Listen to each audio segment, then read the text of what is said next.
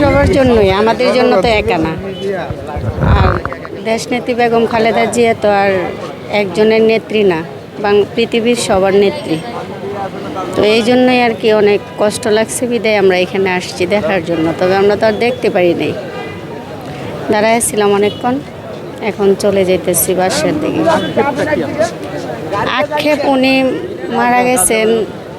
আক্ষেপ বলতে উনি তো অনেক ত্যাগ স্বীকার করছেন বাংলাদেশের জন্য, জনগণের জন্য।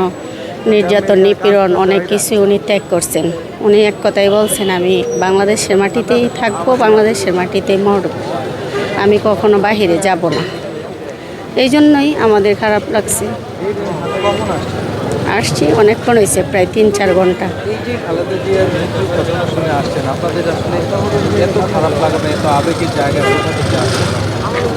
ওনার জন্য তো আবেগ থাকবে না, থাকবে কার জন্য বলেন? উনি আমাদের জন্য যা করছেন, বাংলাদেশের নেত্রী তো আর কখনো এরকম নেত্রী হবে না। উনি যেই আপসী নেত্রী, ওনার মতো আর আপসী নেত্রী বাংলাদেশে আর কখনো আসবে না, আমার মনে হয় আসবে না। এখন জানি না জনগণের মনে কি, তবে আমরা ভাবতেছি যে এরকম নেত্রীর প্রয়োজন ছিল। তারেক রহমানের দ্বারাই সম্ভব এখন বর্তমানে বাংলাদেশটা রক্ষা করা।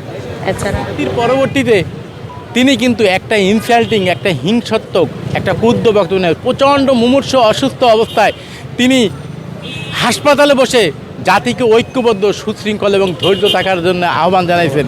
এই মহান নেতৃত্ব যখন দুনিয়া ছেড়ে চলে যায়, এই রাষ্ট্র, এই দেশ, এই জাতি, আমরা একটা খুব বড় ধরনের অভিভাবক শূন্যতায় উপনীত হয়েছি। এটাই আমার বক্তব্য। বিএনপি একটি অনেক বড় দল, সুসংগত দল, শৃঙ্খলিত দল। অবশ্যই তার মতো একজন মহান নেতৃত্বের অনুপস্থিতিতে বিএনপি একটি গভীর সংকটে নিপতিত হয়েছে। তবে আমি মনে করি দেশই এখন একটা বড় ধরনের সংকটের মধ্যে থেকে দিন যাপন করছে।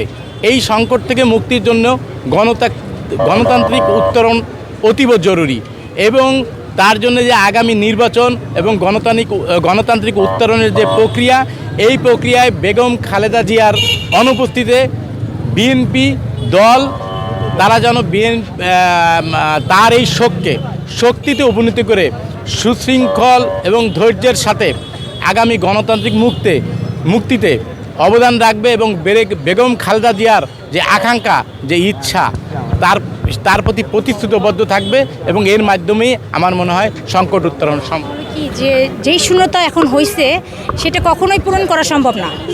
এটা যতই যাবে, এটা পূরণ করার কোনো কিছুতেই সম্ভব না, কারণ যে হারায় সে দ্বিতীয়বার আর ফিরে আসে না। তাই এই শূন্যতা আমরা কখনোই পূরণ করতে পারবো না। আমরা চাই যে আমাদের দেশমাতা যে হারিয়ে গেল, তার যে একটা স্বপ্ন ছিল, তার যে একটা পরিকল্পনা ছিল, সেটা সঠিকভাবে পূরণ হোক আমাদের তারেক ভাইয়ের মতো করে, ওনার দিয়ে। কারণ আগে যখন উনি বেঁচে থাকতো তাহলে ওনার মাধ্যমে হতো। এখন আমরা চাচ্ছি যে তারেক ভাই যে আসছে বাংলা এত বছর পর, আমাদের জন্য সব কিছু 17 বছর পর আমাদের ভালোর জন্যই আসছে। আমি চাই যে একদিনে তো সেই স্বপ্নটা পূরণ হবে না, ধীরে ধীরে আস্তে আস্তে স্বপ্নটা পূরণ হবে। তো একদিনেই সব কিছু আশা করা যায় না যে একদিনেই সব কিছু সম্পূর্ণ হয়ে যাবে। আসছে আমাদের নেতা, আসবে আস্তে আস্তে আমাদের সম্পূর্ণ সব কিছুই পূর্ণ করে দিবে।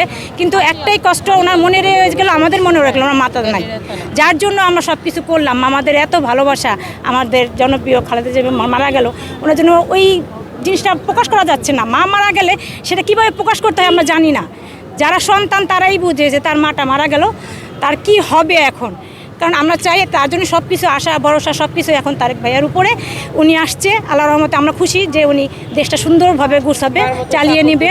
সবাই চাই যে যেমন আমরা খালেদা জিয়াকে সাপোর্ট দিয়েছি আম্মাকে, এরকম ভাইয়াকেও সাপোর্ট দিই। হ্যাঁ, তাকে আমাদের ভাইয়ার সাথে সাথে আমাদের নিয়ে যাবে, সন্তানের মতো দেখবে, দেখে সামনে রাষ্ট্রগুলো চালাবে।